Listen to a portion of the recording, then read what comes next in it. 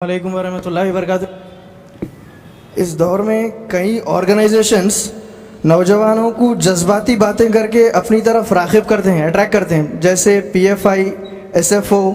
ان سے بچا کیسے جائے؟ یہ اسپیشلی اسٹوڈنٹس کو ٹارگٹ کرتے ہیں لوگ، تو یہ لوگوں کی جو شر ہے، مطلب یہ لوگوں سے بچا کیسے جائے؟ لوگوں کے جو اس سے دیکھیے، بہت بنیادی سوال ہے، وقت ختم ہو چکا ہے، میں بہت اختصار کے ساتھ اس کا جواب دینے کی کوشش کروں گا۔ ہمارے بھائی نے سوال کیا ہے کہ موجودہ دور میں کچھ آرگنائزیشنز ایسی ہیں جیسے پی ایف آئی یعنی پاپولر فرنٹ آف انڈیا، اور اس کے علاوہ بعض آرگنائزیشنز کا انہوں نے نام لیا ہے جو اسی سے منسلک ہیں، اسی سے نکلی ہوئی ہیں یا اسی کے ونگز ہیں۔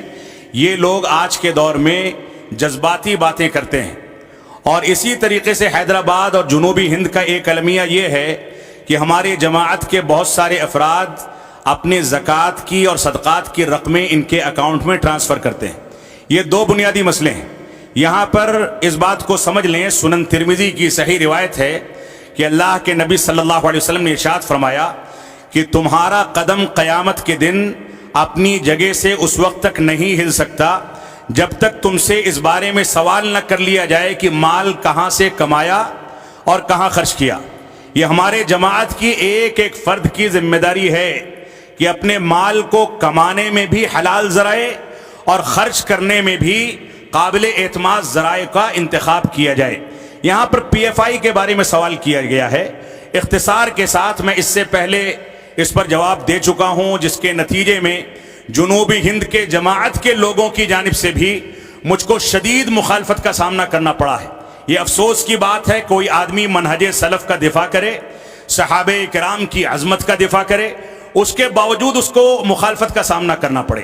تو پی ایف آئی کے بارے میں اس بات کو سمجھ لیں کہ یہ اپنی کتابوں میں، اپنے بیانات میں صاف لکھتے ہیں کہ ہم حماس ماڈل کی پیروی کرتے ہیں۔ حماس ماڈل جو کہ رافضہ اور شیعوں کا ماڈل ہے، دہشت گردی کا ماڈل ہے، رمضان میں پٹاخے پھوڑ کر کے چندہ وصول کرنے کا ماڈل ہے۔ ایسے ماڈل کو یہ لوگ پیروی کرتے ہیں اور اس کی پیروی کر کے اس کے مطابق چلتے ہیں، اور ان کے بعض ذمہ داران اپنے بیانات میں یہ بھی لکھتے ہیں کہ ہم حماس کے ماڈل کی پیروی کرتے ہیں، لیکن سلفیوں، اہل حدیث اور تبلیغی جماعت سے ہم براعت کا اعلان کرتے ہیں۔ یہ چیزیں ان کی عبارتوں کے اندر موجود ہیں، میں بغیر کسی دلیل کے یہ بات نہیں کرتا۔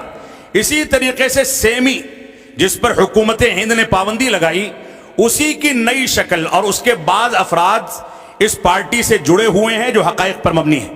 مزارات پر جب جلوس نکلتے ہیں ان کے عرس کے، تو پی ایف آئی کے ممبران مزارات کے جلوس میں اور مزارات کے عرس میں اپنے جھنڈوں کے ساتھ کثرت کے ساتھ نظر آتے ہیں۔ اسی طریقے سے جماعت اسلامی کا حکومت الہیہ کا نظریہ، صحابہ کرام کی تنقیص کا نظریہ، یہ سارے کے سارے نظریات، انکار حدیث کا نظریہ، یہ سارے کے سارے نظریات ان کے سامنے واضح ہیں، پھر بھی یہ جماعت اسلامی کے ساتھ مکمل طریقے سے تعاون کرتے ہیں، گویا ان کے عقیدے میں خطرناک قسم کا خلل موجود ہے۔ ان کے ہاں خوارج کا انداز پایا جاتا ہے۔ خوارج کا انداز آپ کو دیکھنا ہے تو ان کی تقریروں کو سنیں کہ وزیر داخلہ کے خلاف یہ کہہ دیا، وزیر اعظم کے خلاف یہ کہہ دیا، حکومت کے خلاف ایسا باغیانہ عنصر اختیار کر لیا کہ نوجوان بھڑک کر کے بغاوت پر اتر آئے۔ اس انداز کا اسلوب یہ خوارج کا اسلوب ہے۔ منہج سلف، جماعت اہل حدیث اور سلفی مکتب فکر اس بات کی قطعاً اجازت نہیں دیتا ہے۔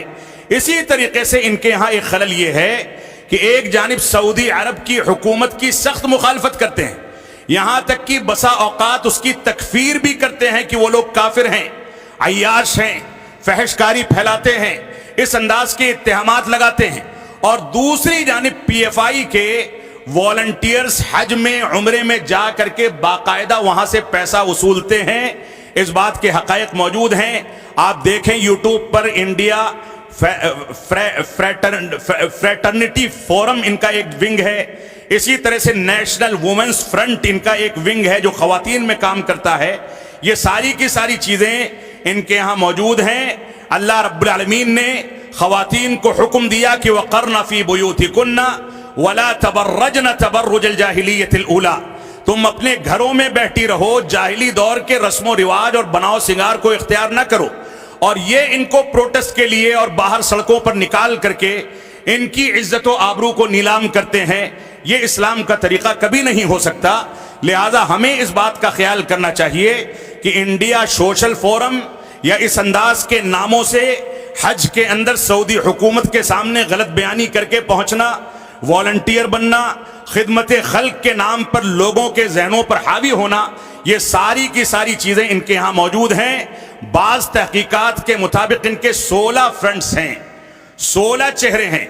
سارے کے سارے چہرے اسٹیبلشمنٹ یعنی جو قائم شدہ نظام ہے اس کے خلاف بغاوت پر کام کرتا ہے, جو حکومت الہیہ کا نیا تصور ہے اس پر کام کرتا ہے. یہ خلافت کے قیام کی بات کرتے ہیں, یہاں تک کہتے ہیں کہ ہم خلافت راشدہ قائم کریں گے. نعوذ باللہ من ذالک. ہمارے برادر گرامی اجمل منظور, دکتور اجمل منظور سنابلی مدنی حفظہ اللہ نے مکمل وضاحت کے ساتھ خوارج کا جو تذکرہ کیا, اس کے پس منظر میں ان لوگوں کو دیکھا جا سکتا ہے. اللہ رب العالمین ہم کو مکھوٹے لگانے کے بجائے, نفاق کو اختیار کرنے کے بجائے قرآن و سنت کی صاف و شفاف تعلیم کو لوگوں کے سامنے پیش کرنے کی توفیق عطا فرمائے, اور نتیجہ رب کائنات کے حوالے کر دیا جائے. وہ جیسا چاہے گا ویسا ہمارا مقدر ہوگا. ہماری ذمہ داری ہے دینداری کو اختیار کرنا اور بغاوت کے عناصر کو اپنے اندر سے ختم کرنا. یہ ہماری بنیادی ذمہ داری ہے.